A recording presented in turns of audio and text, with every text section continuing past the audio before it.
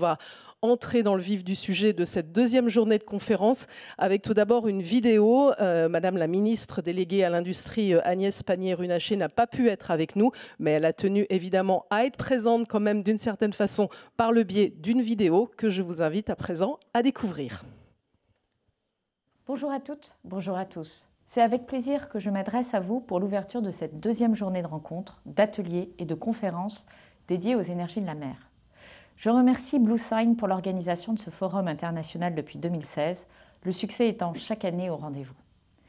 Les énergies marines renouvelables sont un véritable pilier de notre politique énergétique. D'une part, nous développons des moyens de production d'électricité compétitifs et disponibles, et d'autre part, nous accompagnons une véritable filière française et européenne d'équipementiers et d'entreprises de services dédiés. J'étais il y a un mois à Saint-Nazaire aux côtés du Premier ministre pour visiter le chantier du parc éolien offshore. Le parc, le premier de ce type en mer, sera mis en service progressivement à compter de 2022 en France.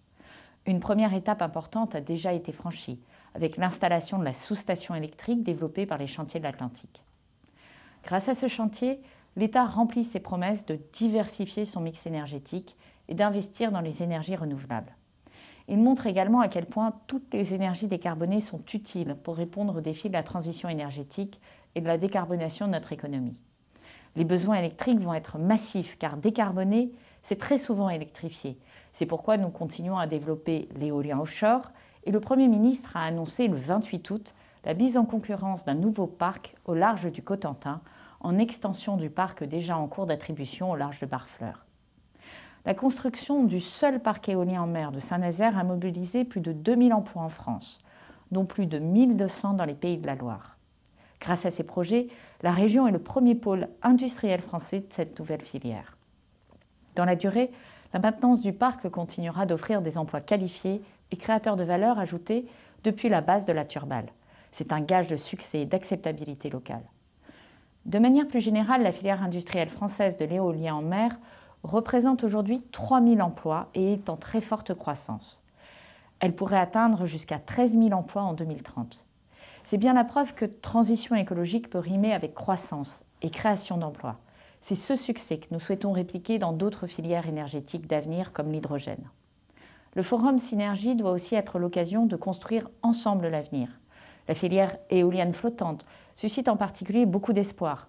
Elle permettra de limiter les impacts locaux en s'éloignant des côtes, tout en bénéficiant d'une ressource éolienne plus importante. La France est un des tout premiers pays de l'Union européenne à avoir programmé 750 MW de projets éoliens flottants d'ici fin 2022, en prolongement des 4 fermes pilotes financées par le programme d'investissement d'avenir. De nombreuses entreprises, notamment françaises, vont avoir l'opportunité de diversifier leur activité historique et de créer des emplois, aussi bien sur les flotteurs que pour développer les services de conception, d'installation ou de maintenance nécessaires pour réussir le déploiement de cette technologie innovante.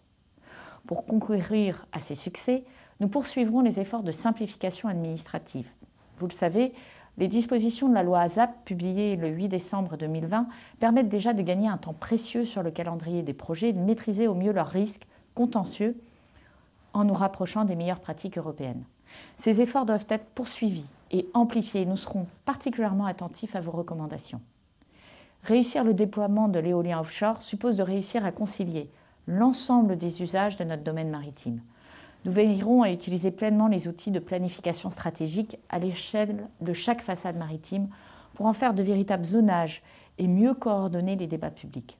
Nous veillerons également à mieux accompagner les autorisations de raccordement et, comme l'a annoncé le Premier ministre, à approfondir nos connaissances du milieu marin sur toutes les façades maritimes dans le respect des enjeux environnementaux.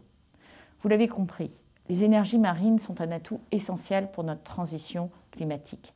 Pour réussir, nous aurons besoin de votre expertise et de tous vos talents. Je vous souhaite une excellente journée de travail. C'était donc la vidéo d'Agnès Pannier-Runacher, la ministre déléguée à l'Industrie, qui a tenu à vous passer des messages.